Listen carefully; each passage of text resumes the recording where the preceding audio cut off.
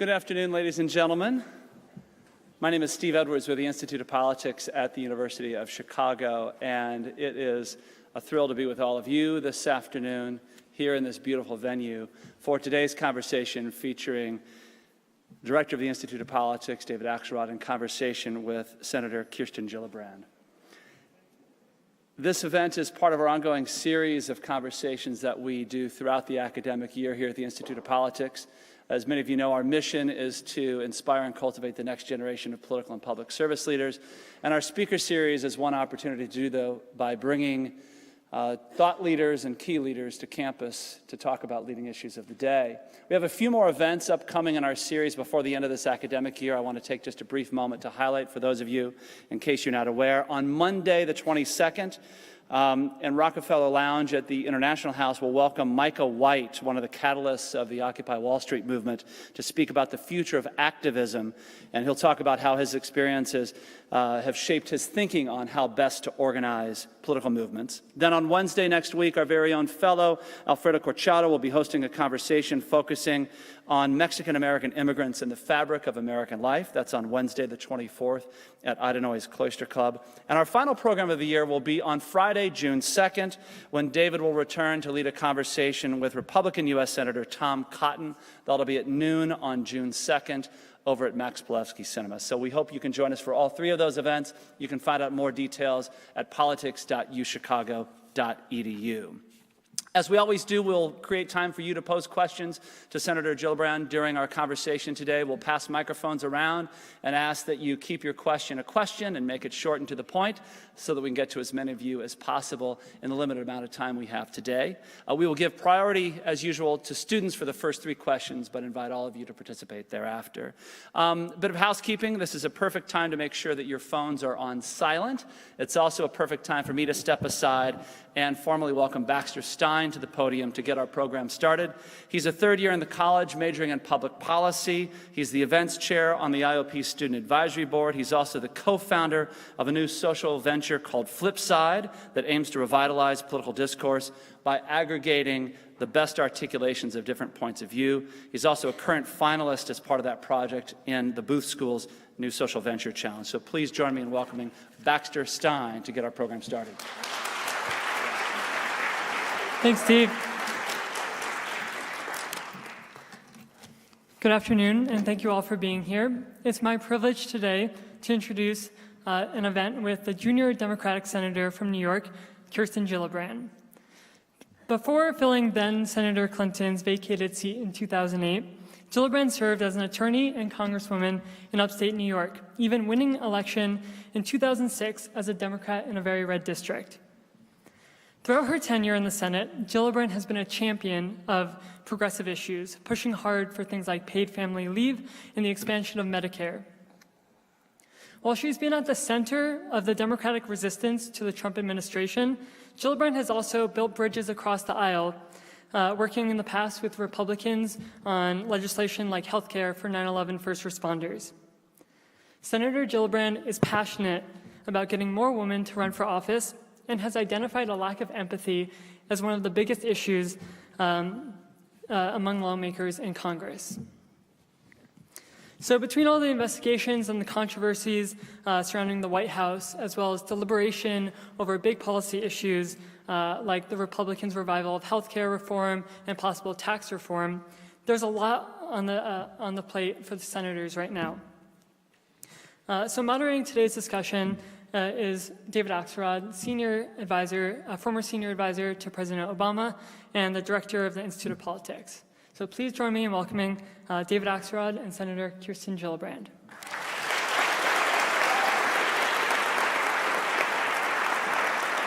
Thanks, Baxter. Thanks for that and everything you do at the IOP. Welcome, Senator. So I want to tell you that yesterday afternoon, I don't want to make you feel bad, but yesterday afternoon, I was out on a beautiful sunny day watching the Cubs play at Wrigley Field. And I just want to ask you, what were you doing yesterday afternoon? I was in the top secret hearing skiff room to listen to Rosenstein tell us why he wrote his memo. I thought that might be the answer. And Cubs won. How did you do? Well, it was a very interesting briefing. There was nothing that was said that was classified, so I can share with you what I learned.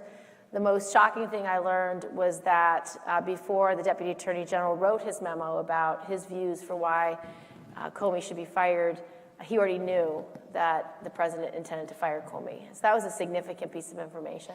So let me ask you, just was he then? I'm sure you. I read that you and Senator Franken were aggressive in your question. Did you ask? There you go.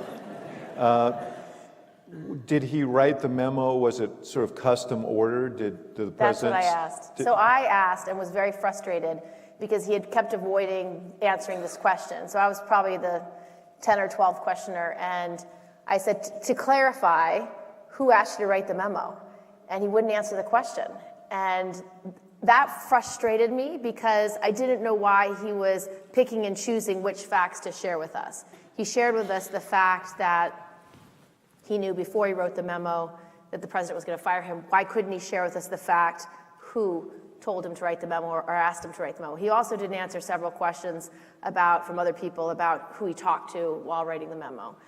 And so I was... Was he asked if the Attorney General was consulted on the memo? We asked him every way. He just wouldn't tell us. And he said, ultimately, this may be an area that the special counsel Mueller will want to investigate, so I don't want to affect that by disclosing this information. But the reason why I was concerned about that is why, again, is he the one to decide which facts to tell Congress and which not? Because Congress has a right to know the facts. We need to know what happened. And I understand that there's a criminal investigation. You don't want to influence that investigation. But at this point, the special counsel hasn't decided what he's going to investigate. And this isn't the core, which is supposed to be the Russian hacking and whether or not there was collusion. If indeed he wants to include obstruction of justice, that will be his choice. But I was just frustrated because he was unwilling to share certain facts, but willing to disclose others. This raises a question about what Congress's role will be moving forward. You and other Democrats have been asking for, and some Republicans, a special counsel. A special counsel was appointed. Bob Mueller, I was exposed to him when I was in the administration, as solid a guy as there is. But Rosenstein's answers to you also may portend the answer other potential witnesses will give you, or in terms of accepting invitations to appear before Congress. So in a weird way, does the appointment of a special counsel, who will operate in secrecy, mean that the public will know less about what happened in 2016 than they might have otherwise? Well, I certainly hope not. And so many of the senators pushed him to say, do you intend to support the investigation by the Judiciary Committee, by the Intelligence Committee, and will you work with us to make sure we get the witnesses and evidence that we need to do our jobs too? And he made a general commitment that, yes, the process will go forward, but those are decisions for the special counsel. And so he deferred quite a bit. But obviously, these are very serious issues. But I also think we should have a 9/11 style commission, and I'll explain why. I think the special counsel will do his investigation and continue what the FBI is already investigating, the 3 current investigations on Manafort, Carter Page, and Flynn. But the question that I'd like a 9/11 style commission to look at is, were we hacked by Russians? Did they try to interfere in our election? Where did they penetrate? What were their intentions? And then, as the 9/11 Commission did, assess what were our vulnerabilities? Why did this happen? And what do we need to do to prevent it from happening again? And the 9/11 Commission report was really important because they had a series of recommendations that I, at the time, was in Congress. I could say, have we done this recommendation? Have we completed this? And they were really important, like making sure the FBI, the CIA, and the DOD always coordinate on anti-terrorism. And so now New York City has a state-of-the-art anti-terrorism operation, which has subverted more than a dozen terrorist attacks since 9/11 because they're so good. But those were all based on the recommendations that the 9/11 Commission made. So I really want... And you don't feel that your colleagues can perform that role? That's what Senator McConnell argues, that the Intelligence Committee... But that's not what they're doing.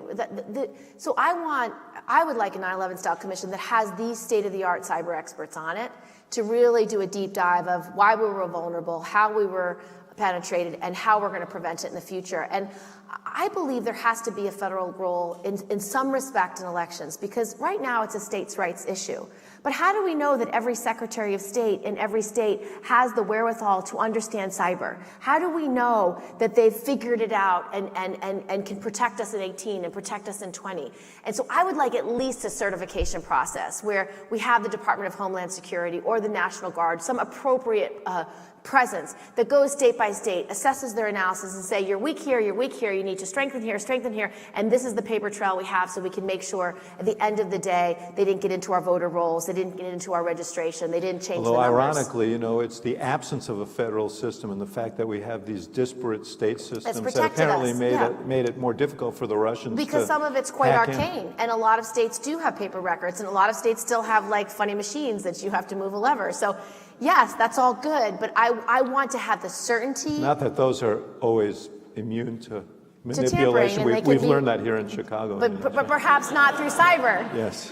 That's when dead men vote. That's the old-fashioned man. That's when the dead men vote, yeah. Well, let me ask you this. You've been in Washington now for a decade. Which is shocking. Shocking. I showed up with a 3-year-old. Like now he's 13. He's a teenager. It's really different. The teenager, that is. And Washington. Yeah, it is different. Well, that's what I want to ask you about. What is all of this? What is it like to be in Washington now? And how much is this cloud that's hanging over the Congress and the city as a result of all of this impacting the ability of Congress to get its job done? So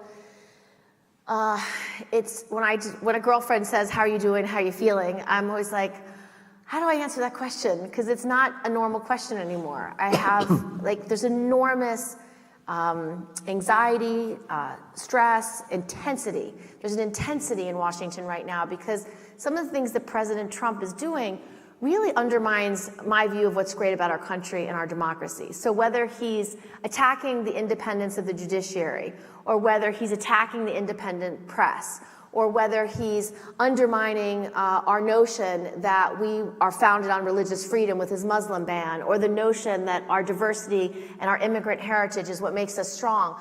Those actions and those efforts so undermine our core values that I feel almost every day I'm wondering, what is he going to do today? What battle do I need to fight? What right and privilege and core value is he undermining? And so I almost feel like every day I'm in a fight stance because there's something I'm going to need to defend or fight against or push back on. So does that mean that you can't get other things done? No. So the second part of the answer is, but that doesn't address your day job, which is doing things for the people, doing good things, helping people.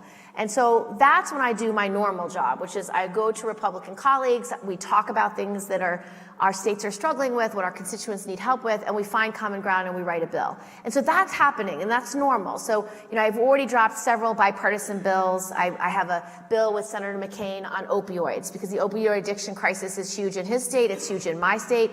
I think there's a huge problem when somebody gets a 30-day prescription for a wisdom tooth, for an opioid, that if they take that full 30 days, they are addicted for the rest of their life. So we have a bill that just says 7 days is the max for any acute pain. That makes sense. I have a bill with Susan Collins to deal with senior fraud. I don't know if any of your mothers or grandmothers had a call from the IRS and saying, you need to pay your taxes or I'm going to send the FBI to their door. It happened to my aunt. It happens to people all across New York. All these fraudulent schemes are stealing billions of dollars from seniors. Common sense stuff. Have a affordable daycare bill with Rand Paul. So we do that normal work every day, find the common ground, write the bill. Whether we ever get to vote on them, who knows? I mean, that seems important. Mitch, well, it really is. And you just remember when Senator McConnell said, our goal is to defeat President Obama, a lot of good bills never got voted on because of President Obama from his perspective. Right now, let's take some big things. And then so whether that changes now, I don't know. And so we're stuck on cabinet members. I mean, I've been asked you, could it be that because of this sort of estrangement from the president or concerns about his being a liability, that there might be an impetus for Republicans to work even more aggressively on a bipartisan basis? I don't know. I don't know what will... I don't know what will change from a decision-making leadership perspective. I just know my job is to help people and to get things done. And so I'm just going to keep pushing forward these bipartisan bills. And then hopefully there'll be at least some must-pass legislation that I can attach these smaller issues, smaller solutions, but really important for the people they affect. The House passed a repeal and replace bill of the Affordable Care Act and sent it on to you. No one, Republican or Republican or Democrat, seems to take that terribly seriously. No. And you seem to be right. They seem to be writing their own bill. Yeah. I will spare you the point of noting that the committee, the group that was assembled, has no women All on men, it. Yeah. 13 men. Yeah. Really? So frustrating. What happens now? What like on something like that? This talk of tax reform, the budget. Are these things going to move forward? So President Trump's budget is abysmal, horrible, and it will not move forward. I can promise you that, because he basically took all this money to put into defense out of every good thing that you could possibly do for people, whether it's food for women and infants, NIH research, funding for the arts. Like, it didn't matter what it was. He just took the money. And so that is going to fail because there's a lot of members of Congress, Democrat and Republican, who thinks that's stupid. So that gets put aside. Now, the question is health care. The House bill was very cynical, very, very cynical. It tells insurance companies you can charge 50 to 64-year-olds more. If someone has a pre-existing condition, sure, you have to cover them, but we're not going to tell you how much you can charge. So that means it's going to price people out of the market. It says, if you need to charge that pregnant woman more, we're not going to. It's a terrible bill. So whether the Senate comes up with their own ideas, I have no idea. What I would like Democrats to fight for is a buy-in to a public not-for-profit option. I think anybody should be able to buy into Medicare or Medicaid, because that at least would create competition from the not-for-profit sector. It takes away the big fat interest of profit that is embedded in all of the current system, and it would create deeper competition and more coverage. And so I want us to fight for that and talk about that, because I think that is a real solution. Because but probably unlikely that you could. Yeah. Probably unlikely you could pass it out of the Senate, correct? Yeah, I think well, interestingly, this is a common sense idea. Do you have Republican senators who are saying, I'm with you on that? No, but when I ran for the House in 2006 in a 2-to-1 Republican district, I ran on Medicare for All. It was one of the solutions I offered, because it was a huge problem for rural voters and people who didn't have access to affordable basic health care. And if you look at the Monday morning quarterbacking and deep dive interviews of Trump voters after the election, a lot of them said, what I'm so upset about is my neighbor makes $5,000 less than me and he gets Medicaid. How come I can't get Medicaid? Why do I have to pay so much for Obamacare? And so the cost is still an issue. And so regular people, regardless of their political party, like this idea. And so I think if you actually fought for it and talked about it a lot, you could get a lot of converts, and eventually it'd be a bipartisan idea. Knowing the Congress as you do, and having served in both bodies and being a keen observer of this, do you think there's any bill on a health care bill that the Senate could pass that would also pass the House of Representatives as it's currently constituted? I don't know. The problem is any bill the Senate could come up with, it's not going to add up. So Obamacare was very carefully balanced. It got rid of a lot of the structural challenges, like people being discriminated because of their gender, or dropping coverage because of pre-existing conditions, or not covering kids, so you could cover kids up to 26. So the structural changes are what Obamacare accomplished. But because you didn't get rid of the costs in healthcare, you didn't actually tackle the costs, and you built it on a for-profit system, it was never going to be as affordable as you need it to be. And they worked really hard to subsidize as many people as they possibly can. But for a middle-class family or for a small business, they still feel like it's too much money. And so that's why a lot of people didn't like Obamacare, even though it solved all these really important structural problems, which now they're fighting desperately to keep. I mean, the reason why Trump Care did not go very far in round one is because regular people stood up and said, no way. We want these structural changes. These made a great deal of difference in our families, and you can't take it away. So I don't know what plan they can come up with that keeps the structural changes, which is what people want, without being able to pay for it. I mean, if you don't have the the tax on the wealthiest among us, you can't pay for the subsidies for the lowest income worker. You can't expand Medicaid. So it balances, and you lose that balance. I don't know how you fix it without putting a ton of cost onto your debt or deficit. And of course, which those Hawks won't vote very for. guarantees that you're talking about are what caused the Freedom Caucus in the House to say vote no. To vote no. Right. So I don't know what they could possibly come up with. I can't fathom it. But I'm just going to keep speaking out for my constituents and my voters to say that taking away these fundamental changes is wrong, morally wrong. Healthcare should be a right. It's not a privilege. It should be available for everybody. It should be affordable. But one of the concerns that, just watching from the outside, having been involved in the beginning of the Affordable Care Act, is there's no doubt there have been problems with the exchanges, that there was some bumpiness that needed to be addressed.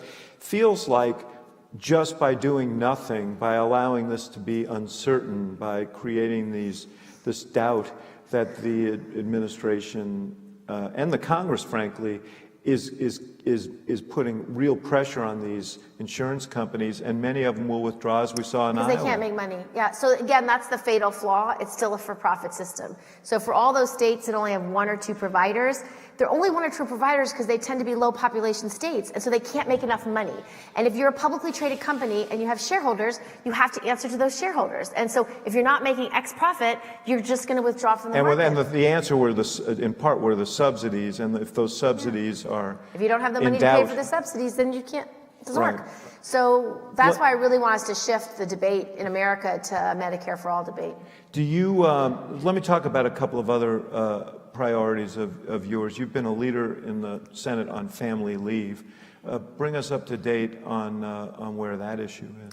So I believe that if you want to, when I talk to folks around New York about sort of what's upsetting them and why they feel like no one's had their back, one of the biggest problems is we don't have workplace policies that actually reflect the face of the workforce. So today, 7 out of 10 moms are working, 4 out of 10 moms are primary or sole wage earners, and we are the only industrialized country in the world that doesn't have paid leave. And what paid leave is supposed to be is a way to reward work in this country, to say if you're working full-time and your mother's dying of cancer, you should be able to spend time with her before she passes without losing your job and without losing your paycheck. Because if you're stuck at work because you can't afford to leave, you're really not going to be probably focused on your work. If you have to be by her side and quit anyway, it's going to harm you economically. When you go back to work, you're probably going to ramp on for lower pay and lower seniority. So it's a drag on the economy. And for a low-wage worker, particularly women, let's say they ramp off 3 or 4 times in their life for a first child, a second child, a dying parent, a sick kid. Every time she ramps off, she has to ramp back on for lower pay and lower seniority. And we call it the sticky floor, and she never gets off the sticky floor. And it's one of the reasons why, particularly women, are 2/3 of minimum wage earners. So if you had national paid leave... I bet you persuaded them. But the question is, like, where is it now? So right now it's an idea, and it's a big idea, and it's an idea that most of America supports. More than half of white Republican men support national paid leave. Well, Ivanka Trump said she supports national paid leave, and so we have to fight for it because it's something Americans want. But Congress on its best day is 20 to 30 years behind the rest of America, and so they're not with us yet. And so we have to advocate for it. And I'm working really hard to get a Republican. I need a strong Republican to lead this paid leave plan. I have 2 or 3 in mind. Presumably one in office, right? Yes. Living. You mentioned that the Trump administration in their budget included... So as you know, President Trump ran on a paid leave plan. His paid leave plan was quite limited. It was just for mothers, just for birth mothers, and only for 6 weeks. Apparently, they came out with a budget yesterday where they're going to make it gender neutral, but still for only 6 weeks and only for new parents. And the reason why that's incomplete is paid leave is supposed to be for families. Whether you have a sick spouse, a sick child, a dying parent, we need paid leave for all these life events in our life. We have unpaid leave for those life events. And again, we're the only industrialized country in the world that doesn't have it. So it shouldn't just be about babies. It should be about all of these life events. And it shouldn't be an unfunded mandate. The way President Trump has it in, he's going to send it to the states and he says, use unemployment insurance. Well, unemployment insurance is for unemployment. It's not for paid leave. And so you're going to take money out of an existing pot that will at some point run out, and it'll be an unfunded mandate. The way I wrote the bill is to make it an earned benefit that you buy into as a social insurance plan your whole life. So if you actually bought in, on average, it's going to cost you $2 a week. Would you pay $2 a week to know that if your mom's dying, you can be by her side? I would pay that $2 a week. Would you pay $2 a week to know that when you get pregnant and have your first child, you can have a maternity leave or a paternity leave? You'd put it. And then I ask employers, would you match that? Would you spend $2 a week on each employee? Would you buy each employee 1 cup of coffee a week? Employers say, yeah, I would do that. It's not a lot of money. It's $104 a year per employee to guarantee if they need leave, it's there for them. And so it needs to be national, because the other reason it needs to be national, big states can do this. New York just passed a paid leave plan. California's had it for 10 years. But a small state like North Dakota, Heidi Heitkamp wants national paid leave because she has too few people to have a national insurance plan in her state. And so her small businesses are like, yeah, I'd love to spend $2 a week to know that my employees are covered. And then their salary gets paid out of that insurance fund. It doesn't get paid for the employer. The employer can use their salary then to hire that replacement worker. It makes sense, and it creates economic growth. It's billions of dollars. Women lose $320,000 in their lifetime because there's no paid leave. Men lose $280,000 in their lifetime because there's no paid leave. I know you're on a tight schedule, and I don't want to monopolize the questioning here, so let me just ask you a couple of things about politics. You're very close to Secretary Clinton, but let's leave her out of this discussion. But what didn't Democrats do? Where did Democrats fail? Because it's pretty clear you don't have the highest opinion of Donald Trump. And yet he won. How did that happen? So I've spent a lot of time talking to New Yorkers since the election about what's on their minds, what are their challenges, why they felt left behind. And I could tell you a couple of things. President Trump won because he ran on 2 Democratic messages and 1 of his own messages. He ran on 3 things. He ran on the system's rigged, which, as you know, is Liz Warren's message. Second, he said, no bad trade deals. That's Bernie Sanders' message. His third message was build the wall. That was his own ugly, hateful message. And when you talk to an upstate New York voter, those first 2 messages resonate with them, I can tell you. They do believe the system's rigged. And if you really think about it, the system is rigged. It's rigged in a way that really helps the fortunate few and doesn't really help the working poor or middle-class families in the way it should. And their stories resonate with me because I meet the 52-year-old woman who's been in accounts payable for 30 years, and she just got laid off because they could hire a 25-year-old who can do her job for half the salary. I meet a 55-year-old engineer who has an MBA who gets laid off because he's now a high-cost worker. He's gone on 10 interviews and can't get rehired. And both of them say to me, you know, we've worked our whole lives. We have paid off our mortgage. We have a home, but we're told we are not eligible for Medicaid unless we go into poverty first. How the hell does that work? And so they're frustrated because they feel like, who's got my back? No one's had my back. And they feel like no one's had their back for a long time. And so if you really want to look at, you know, have Democrats delivered in the last decade? Have they done the things that would make these folks' lives better? Do we have Medicare for all? Do we have Medicaid for all? Do we have a higher minimum wage? Do we have national paid leave? Have we passed universal pre-K? Have we passed affordable daycare? No. So when you really ask voters, why did you vote for Trump? They liked the fact that he was going to blow up the system. They liked the fact that he was going to say the system's rigged and it's rigged against you and I'm going to fight for you. So they didn't give a shit that he's wealthy and he's certainly the 1%. What they cared about that is he wanted to fight for them. And so that's what resonated. And he's going to do none of those things. He's not going to do one thing to actually help those families and those workers. And it may take a while for them to know that. But what Democrats better do is listen a lot longer and work a lot harder because we haven't answered their concerns about how are you going to make my life better. And so I think we need to do a deep dive on real looking at how do we change the structure of this economy so it works for everyone, and how do we change education to work for the workforce. And these are 2 fundamental big ideas that we haven't done enough on in the last decade. And I can go into those unless you want to talk about something else. No, don't. I just want to ask you one last question, then go to questions about this, which is, you said it will take a while for those voters who supported Donald Trump, who are desperately looking for an alternative, to recognize if he doesn't do things to help them, that he hasn't helped them. You were elected in what was a wave election in 2006 to Congress, took a district that was held by a Republican. Do you see this next election in those terms? It's early, but do you feel that those storm clouds are gathering in the way that you sensed them in 2006? Yeah, so interesting. When I first ran for office, I was 39 years old. I was a young mom. I had a 3-year-old toddler. And I ran in upstate New York. It was a rural district. It was all the areas around Albany, the rural areas like Lake George, Lake Placid, Saratoga Springs, Cooperstown, Millbrook. And it was a rural district, 2-to-1 Republican. And one of the reasons why I ran is because I was so angry at George Bush. I thought we shouldn't have been in Iraq.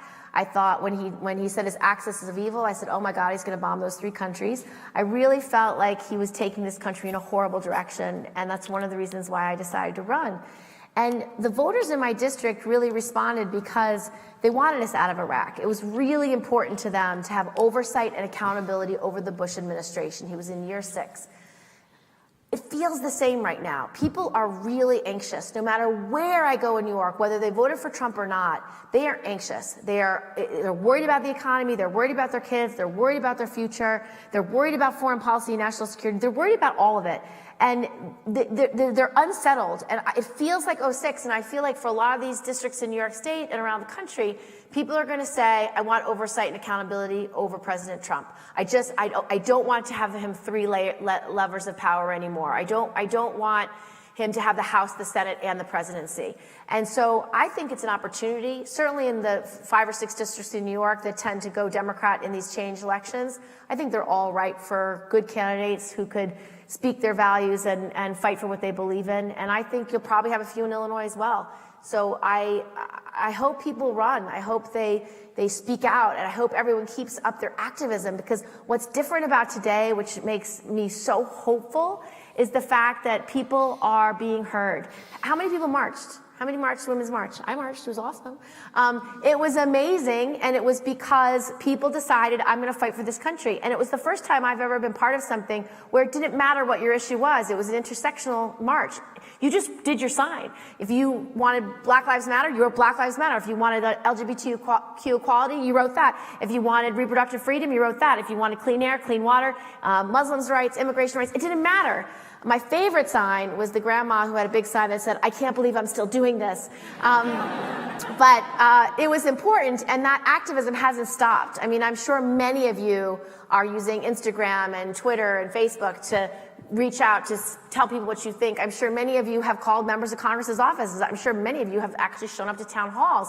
It all matters. And the more we do that, the more we are heard, the more we can push back against things that we don't like and push forward things that we do like, so we can have better representation in Washington. My last question, you know that what the president's going to say is, I want to get these things done, but it's people like Kirsten Gillibrand and others who are stopping me from doing it.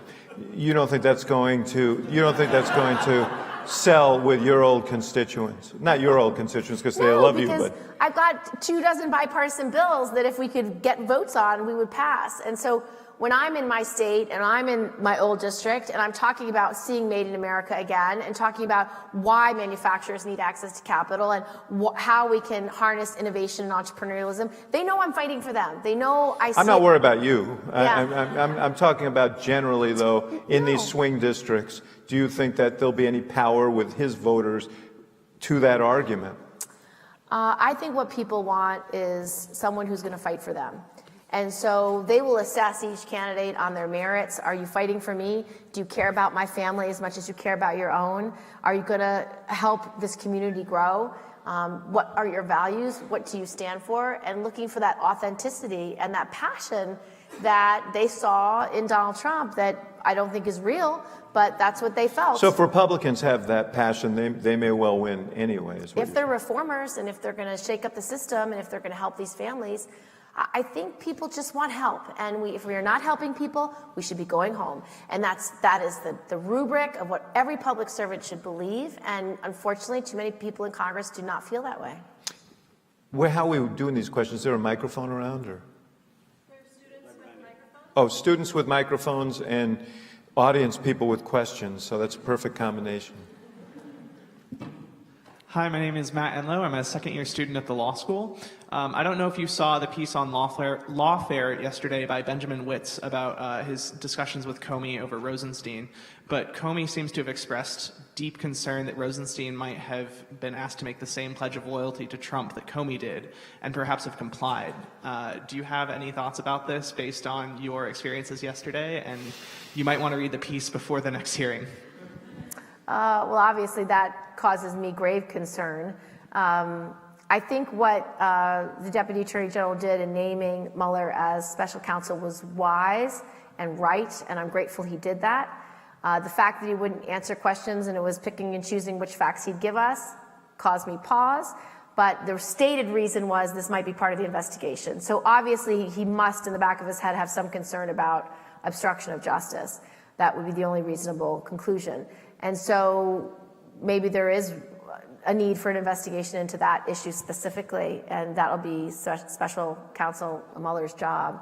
But the whole thing is horrible, and it's undermining and disconcerting, and I really believe I trust the FBI to get to the bottom of this. I trust Bob Mueller to do the hard work that it's going to take, but it's going to take time. And that's the only drawback. We won't have answers when we want them, which is now. Nor will there be necessarily answers on the issue of collusion, which may not be a prosecutable issue, even if other people are indicted for related things. Well, even if, right now I know they're investigating Flynn, Carter Page, and Manafort.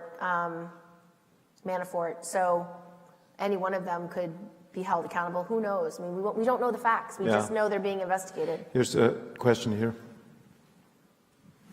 Hi, my name is Shira Eisenberg. I'm a first year at the college. My question is, especially after Comey, and in the past few days especially, I've seen a lot of articles about the potential for impeachment and about just on CNN as well and on MSNBC. I've seen a bunch of specials on just them discussing impeachment and about the current situation and what would have to change. So I want to hear your take actually being on Capitol Hill. Is impeachment an actual conversation that's going on? Or if not, what would have to be the straw that breaks the camel's back to make that an actual conversation? So that's why special counsel Mueller's job is so important. He has to do the investigation. He has to decide if there's been any crime committed by the administration, if there's obstruction of justice. If he finds there's been a crime, then Congress would have to do their job. Whether they choose to do their job or not, I don't know whether they would do it or not. But that would be their responsibility. And that's, again, just going to take time. So it's certainly not something that's going to happen today. It's got a full investigation that has to precede it. Who's got the mic? Oh, great. Thank you. Senator Gillibrand, thank you so much for being here. My name is Mayor O'Brien. I'm a second year in the college. I'm actually from Albany, so I really appreciate having you here. You recently there was recently a New York Magazine profile of you that starts with you speaking at a church, and I was wondering what you think the role of faith in liberal politics can be, and how you think Democrats and liberals can sort of steer the conversation away from the religious right into religious values. Mm-hmm. Well, I can speak for myself. My faith is important to me because it centers me. It creates a sense of values, and it really guides me as to why I'm doing this. I really believe we're all placed on this planet for a purpose, to do something good, to help one another, to make a difference. And we're not here to just satisfy ourselves and become as rich and famous as possible. I don't believe that's why we're here. And so it's a value system for me that guides me to make decisions that will help others and put others before myself. I see my job as a public servant role. I'm here to serve. And so it's been really a good thing for me. How others decide to use faith in their lives, I don't know. But the one important thing is this country is founded on religious freedom. And when we start saying you can't come to this country because you're Muslim, we have gone far, far afield from our core values and what this country is about. So I think it's really important that we have to protect everyone's right to have their own faith, regardless of what it is. And I think that is where the Trump administration has gone sideways.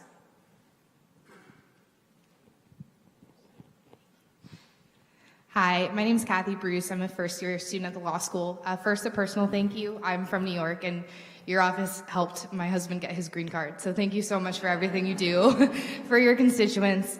It's amazing. So, you know, to get more women at the table, of course, more women have to be elected. So what do you think are the biggest impediments for women to run for office and to win? And what do you think are the best solutions to encourage women to go down that road? Okay, there's a lot of reasons why women don't run, so I'll give you the top couple. The biggest reason women don't run is they don't like negative ads, and they don't like how adversarial and attacking and negative campaigns are. And so I think the quickest way to address that is publicly funded elections. If you really want to increase the diversity of your candidates, if you want more women to run, you should get money out of politics because it's corrosive. And all that dark money, it's being spent to pay for negative ads, attack ads in the hundreds of millions of dollars in federal elections across the board. And it makes people not want to run. A second reason why women often don't run is ourselves, and I was definitely one of those people. I wanted to run since I was 7 years old, and I was playing with my sister and my cousin, and we were saying what we wanted to be when we grew up, and my sister said she wanted to be an actor, and she became an actor, and my cousin said she wanted to be a flight attendant. She did not become a flight attendant. And I said I wanted to be a senator. And I didn't know what a senator was, but it sounded certainly important and somebody who would have very big ideas. And so, but the funny thing about that, it was the last time I said those words. For 30 years, I never would admit again, as a young woman, as a young adult, that I wanted to run for office and that I wanted to be in public service. I was embarrassed. I thought it was too self-centered or too conceited or somehow inappropriate. And I ultimately got involved in politics because my grandmother was so involved in politics on a local level. And as a little girl, I used to help her do campaigns every fall, and we'd go door to door and stuff envelopes and all these kind of fun activities.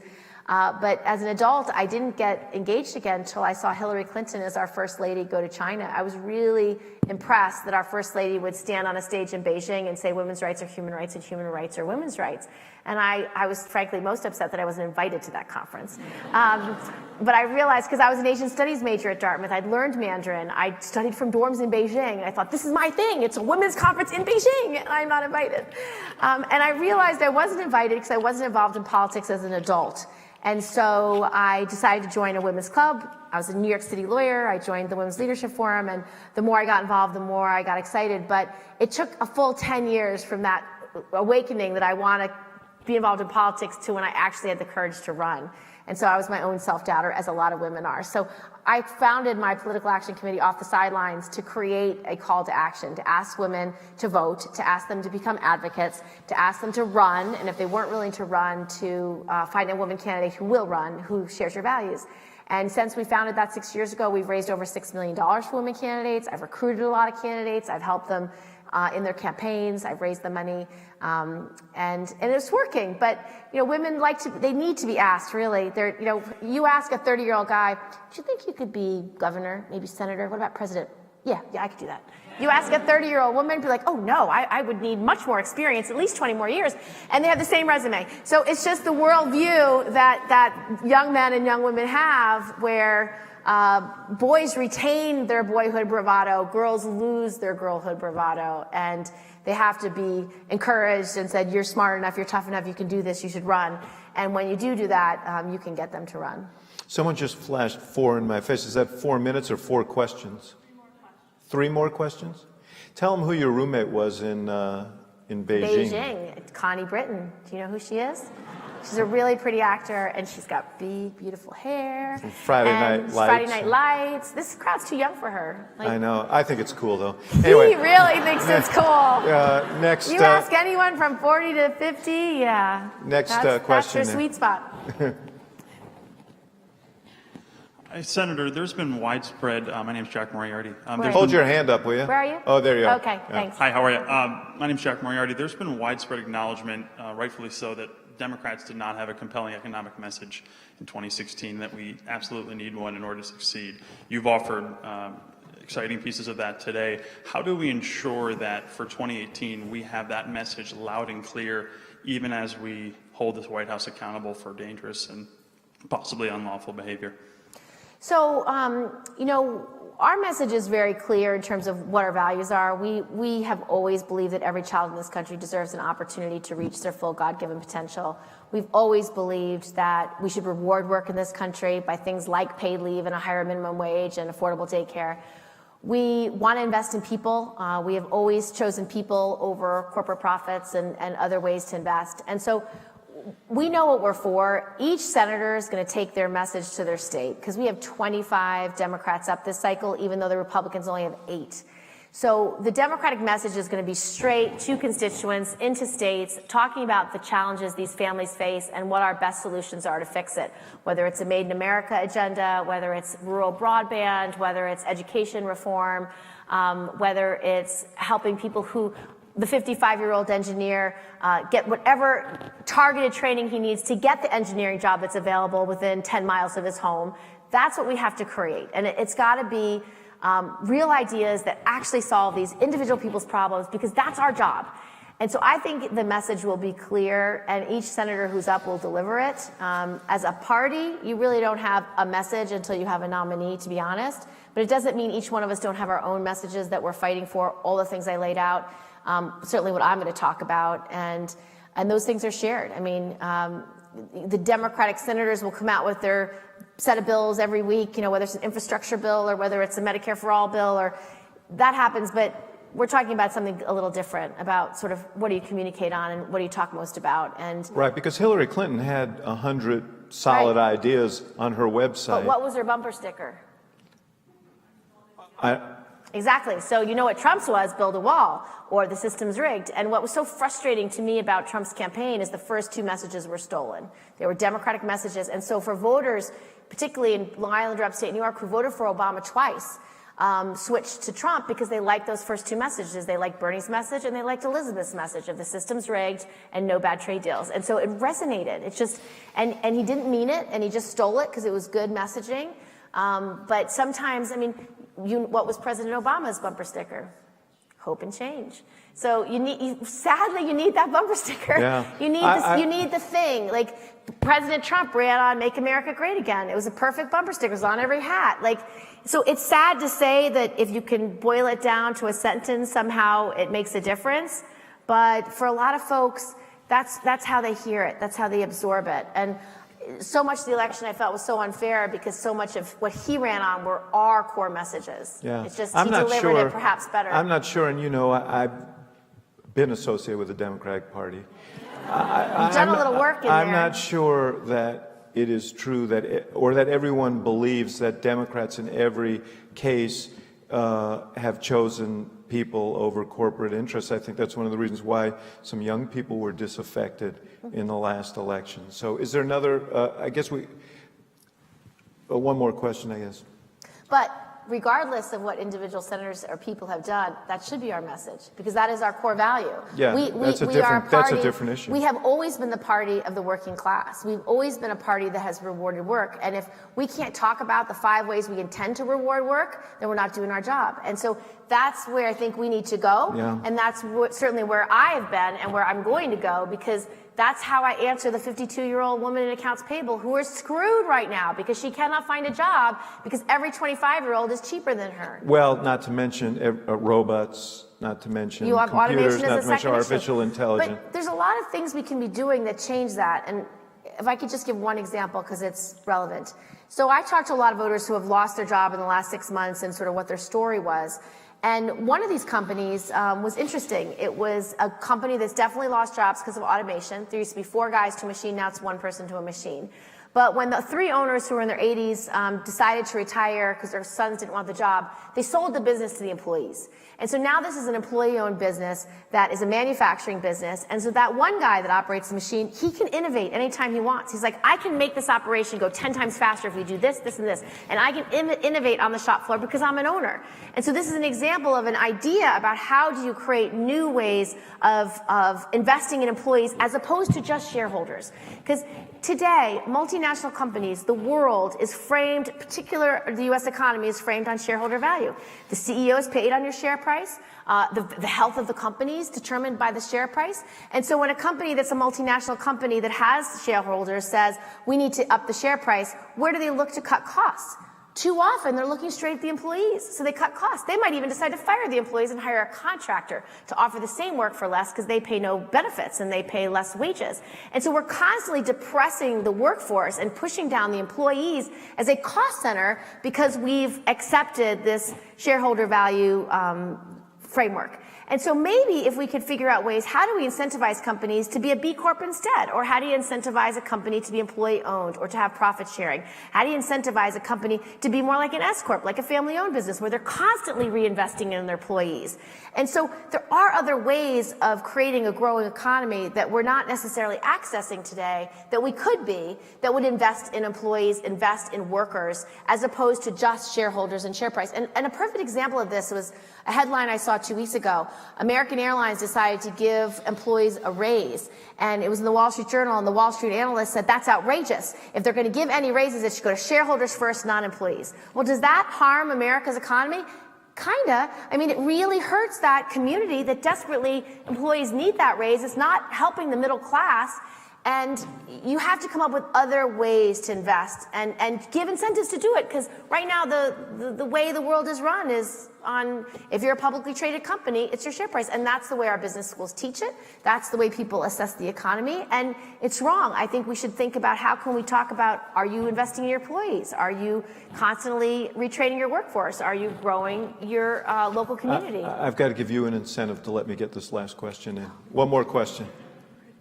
Hi, my name is Josh Zakharov. I'm also a New Yorker. A point that you keep coming back to is the idea that Donald Trump ran on kind of two democratic messages and one hateful message, the two democratic messages being the system is rigged and this need for eliminating bad trade deals. So my question is, can you talk about kind of the history of the second of those messages? So when did kind of trade protectionism, a desire for like more tariffs for the elimination of bad deals, become kind of associated with like popular mainstream democratic rhetoric? Do you think that's becoming more mainstream? And do you think that that's kind of a good policy idea? So there are winners and losers in trade. Let's just accept that, okay?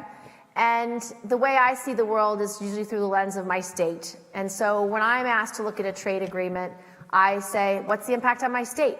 Who are going to be the winners and who are going to be the losers? And is it net positive or net negative? For New York, most of these trade deals are net negative. More jobs are lost than gained because of most of them. And that's true also for Michigan. It's going to be true for Sherrod Brown in Ohio. It's not going to be true for Washington State. It's not going to be true for California. And so it depends where you live as to whether you're a winner or a loser on most trade deals. For a president, they're going to decide what's good for the nation and the overall economy, and I'm going to try to push forward that. And they're going to have values like it's important to raise worker rights and protections for the environment worldwide. We have a responsibility to the world to do good things, and we can use trade as a way to do that. So everybody has a different interest in every trade debate. But for a number of Democrats, trade hasn't gone well for their constituents. And so they want tougher trade deals. And if they can't get tougher trade deals, they'd at least like enforcement. I can't tell you how much steel and aluminum is dumped on our market by China every day, screwing our employers and screwing our manufacturers in upstate New York. It happens all the time. And so you need one or the other, better enforcement or better deals, but they just know these pressures are real. And I'm going to give you one other real example about how the world sees trade. And this wasn't just about trade, so that's why the message, no bad trade deals, it talks about a lot of things for the person who's hearing it. It's not just about a bad trade deal, and I'll give you an example. I met with some workers who just lost their jobs because their company was owned by a multinational company that decided we are going to spin off any one of our manufacturers nationwide that has environmental liabilities. Reasonable decision to do for a company. They say we'll put every company that had a environmental liability into a subsidiary, and they took those subsidiaries through bankruptcy. Whether that was appropriate or not, I'm not sure, but I know the Attorney General is looking into that. But it would be a normal analysis, like we can make more money if we get rid of these liabilities. What they didn't even consider doing is actually selling that company to the employees, which would have made a huge difference. Like if I had a way to incentivize them to at least look at that before selling the technology to China, which is what they did, that could have been useful because those employees who I sat down with, they've been there for 30 years. They were making a product that was sodium related. It was the only production of sodium in all of North America. It's a national security issue. But no one had the view to look at this company and say, what the hell are you doing? Let's come up with another way. We need this production here in America. We don't want you to sell it to China. And we'd rather keep these jobs here in this nice upstate city because they desperately need them. So those voters say that must be related to trade. That must be related to giving the technology to China. And so whether it is or not is irrelevant. They just want someone to have their back. And so trade becomes a complicated debate about who's got your back and is manufacturing growing in your state and is there investment? Because all our competitors invest in manufacturing all the time. When we're competing with China or Germany, their country, their federal governments invest in those companies. And do we do the same on our side? Not necessarily. So that was, I think, would have been a perfect case where they could have sold it to the employees and they'd still be manufacturing that product today. Senator, I got to cut you off No because problem. I'm trying to keep a schedule here. We appreciate you being here. I wish you could have been a little more energetic, but we feel very fortunate to have you here today. So thank you very much. Thank you all. Thank you.